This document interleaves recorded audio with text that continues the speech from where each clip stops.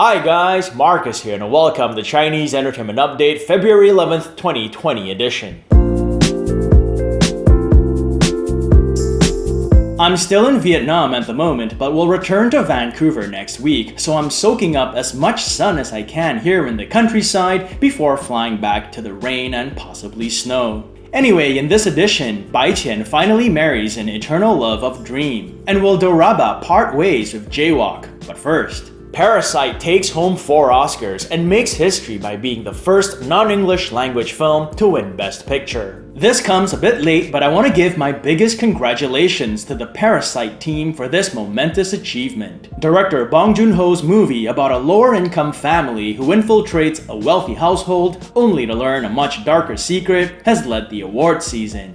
The movie had won Best Foreign Language Film at the Golden Globes and the coveted Palme d'Or at the Cannes Film Festival before this. At the Oscars, it also took home Best Screenplay, Best Director, and Best International Feature Film, in addition to Best Picture. Parasite is also the first film with a primarily Asian cast to win Best Picture. "I'm ready to drink tonight," director Bong joked. For him, the awards are a reminder to audiences that international films are important to discover. Once you overcome the 1-inch tall barrier of subtitles, you will be introduced to so many more amazing films, he said at the Golden Globes. A point that's not lost on you guys and me as well. Subtitles are our friend, not our foe.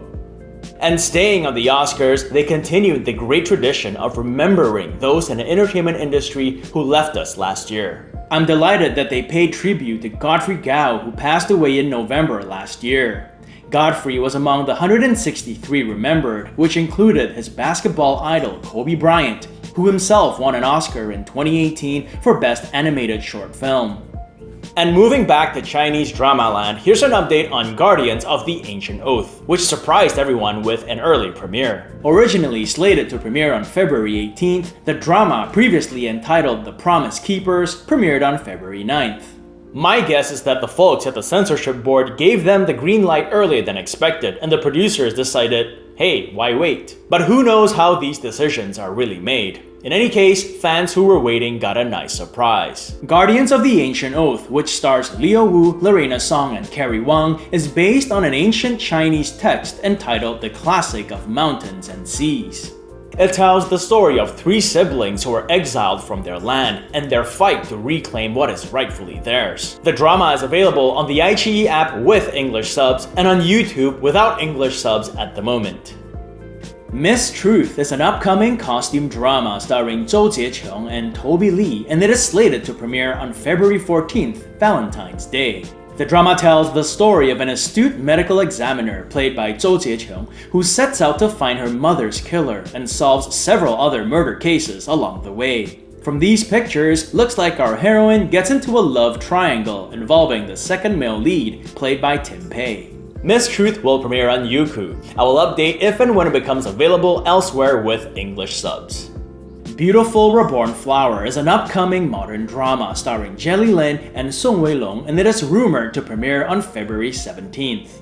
The drama follows a famous curator played by Song Weilong who runs into a woman played by Jelly Lin who looks exactly like the woman he had loved for years.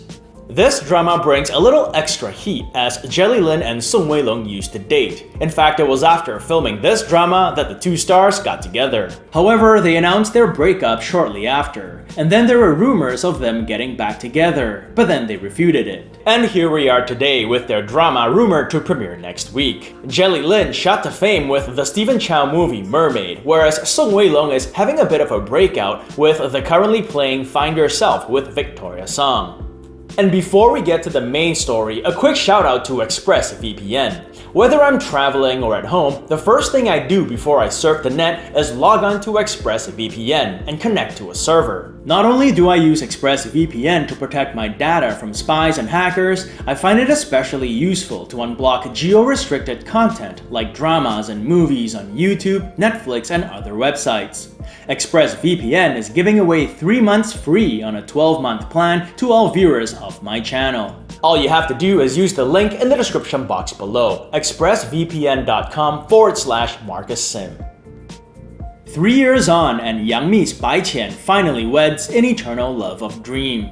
In 2017, audiences saw Bai Qian and Ye Hua experience hardship and happiness across 3 lifetimes. It all culminated in that beautiful final scene in the peach blossom forest. Many fans though felt that the one missing thing was a grand wedding. In recent episodes of Eternal Love of Dream, Bai Qian has returned to prepare for her upcoming wedding. And since Mark Chow couldn't make an appearance, the drama just showed the bride bidding a ceremonial farewell to her parents. The two did have a wedding in 10 miles of peach blossoms though. If you guys remember, it was a simple but intimate ceremony involving only Su Su and Zhao Ge, no guests or witnesses. Many fans expressed delight for the scene, even with the absence of Mark Chow. Some left messages saying it was proper closure for the two characters. Rumor is Dilraba will part ways with Yang Mi's Jaywalk studio. Sticking with the cast of Eternal Love of Dream, the word on the proverbial street is that Dilraba will be terminating her contract with Jaywalk Studio, and many fans, it seems, are delighted to hear that. Dilraba signed with Jaywalk in 2014 and shot to fame with 10 Miles of Peach Blossoms in 2017. Today, she is one of the most sought-after performers in China for fashion and beauty product endorsements. However, despite her popularity, she once admitted that she had gone 8 months without filming a drama, and her fans haven't been exactly quiet about her alleged mistreatment by Jaywalk either. They have been critical about how she doesn't get to choose her own projects, and how she gets paired with the same actors over and over again. And they do have a point with the latter. Just off the top of my head, I remember 3 collabs with Vin Zhang and 6 with Van Gogh Gao. Whether or not there's any truth to the rumor that Dilraba is leaving Jaywalk, there's no doubt that these so-called slave contracts exist in China. Now, I'm not saying that she signed a slave contract, but it doesn't sound like she has very much control over her own career at all. I mean, 8 months without a drama is a long time for a drama actor of her stature, and it's not like she's the one turning down the projects. For those of you who don't know, slave contracts are assigned early in a performer's career and are oftentimes super long, like 10 years or more. Management controls pretty much every aspect of a performer's career, from projects to endorsements, and can freeze them out if they fall out of favor or if they don't renew. In some cases, management even controls the performer's love lives and diet. Dilraba's contract might not be as extreme, but I'm sure she was stuck in the same catch-22 when she was deciding whether to sign or not. On one hand, she could hit it big and be rich and famous, and evidently that has happened, but on the other hand, she could be strapped to the contract and have no control over her own career. When given the choice, most budding performers will sign. The lure of fame and fortune is too much to resist. It's like, we'll sign now, get there, and worry about the rest later. And the way I look at it, that's completely fine, as long as you know what you're getting into. That's my motto when it comes to making tough decisions in life. Understand clearly the situation, make strong decisions, and have no regrets.